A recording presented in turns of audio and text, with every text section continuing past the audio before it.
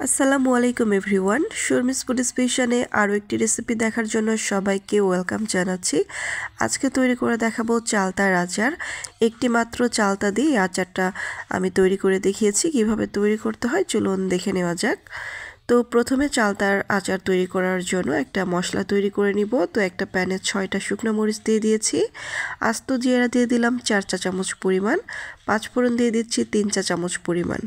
এখন সব কিছুকে খুব ভালোভাবে নেড়ে চেড়ে চুলার লো আছে আমি এটাকে ভেজে নিব। ভেজে নেওয়ার পরে এটাকে ঠান্ডা হয়ে আসলে গুঁড়ো করে নিতে হবে। তো এখানে আমি একটা চালতা নিয়েছি। চালতাটাকে প্রথমে আমি মাঝখানে কেটে নিলাম, আর মাঝের যে বীজটা আছে এটাকে খুব সুন্দর করে ফেলে দিব। আর এরকম ছোট ছোট টুকরো করে চালতাগুলোকে কেটে নিতে হবে। তো চালতাগুলোকে এখন আমি সিদ্ধ করে নেব। একটা প্যানে আমি পানি দিয়ে দিয়েছি পর্যাপ্ত পরিমাণে, আর লবণ আর হলুদ দিয়ে এটাকে সিদ্ধ করে নিব প্রায় 15 থেকে 20 মিনিট। তো যখন এরকম সুন্দরভাবে চালতাগুলো সিদ্ধ হয়ে গিয়েছে পানিটা ঝরিয়ে নিতে হবে। তো চালতাটা রান্না করে নেওয়ার জন্য একটা প্যানে দিয়ে দিয়েছি আমি রান্নার তেল প্রায় 3 টেবিল চামচ পরিমাণ, দিয়ে দিয়েছি আস্ত জিরা 1 চা চামচ পরিমাণ, 1/4 চা চামচ 5 ফোড়ন, 1 টেবিল চামচ দিয়ে দিয়েছি রসুন কুচি, 2টা শুকনো মরিচ দিয়ে দিয়েছি। এখন সব কিছুকে খুব ভালোভাবে একটু ভেজে নিতে হবে।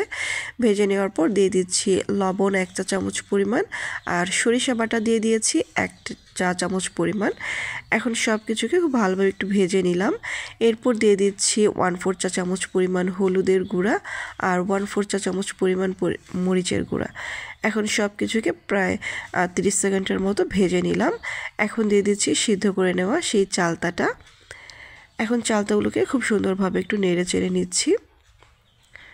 তো এভাবে একটু উল্টে পাল্টে দেওয়ার পরে দিয়ে দিচ্ছি প্রায় 1 কাপের মতো পানি, আর দিয়ে দিচ্ছি 1/4 কাপ পরিমাণ চিনি। এছাড়াও দিয়ে দিব 1 চা চামচ পরিমাণ সাদা ভিনেগার বা সিরকা। এখন সব কিছুকে নেড়ে চেড়ে এটাকে সিদ্ধ করে নিব আরও আমি 10 মিনিট। তো প্রায় 10 মিনিট পর ফিরে আসলাম। দেখতে পাচ্ছেন চালতাটা বেশ সুন্দরভাবে সিদ্ধ হয়ে গিয়েছে, আর এটা অনেকটা এরকম মাখো মাখো টাইপের হবে। তো সব কিছুকে একটু নেড়ে চেড়ে নিচ্ছি।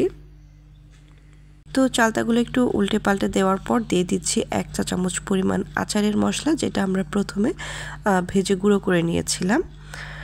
তো এখন আচারের মশলাটা দেওয়ার পর সব কিছুকে নেড়ে চেড়ে প্রায় 5 মিনিটের মতো রান্না করে নিব। দেন এটাকে নামিয়ে নিব চুলা থেকে। তো চালতাটা একটু ঠান্ডা হয়ে আসলে আমি একটি প্লেটে সার্ভ করে নিয়েছি। আর এই চালতাটা খেতে কিন্তু আমরা স্কুলের গেটে যে মামাদের কাছ থেকে কিনে খেতাম ঠিক ওই রকম টেস্ট হয়েছে। তো আজকের রেসিপিটা ভালো লাগলে প্লিজ চ্যানেলটি সাবস্ক্রাইব করবেন। আজকে এখানেই বিদায় নিচ্ছি। আল্লাহ হাফেজ।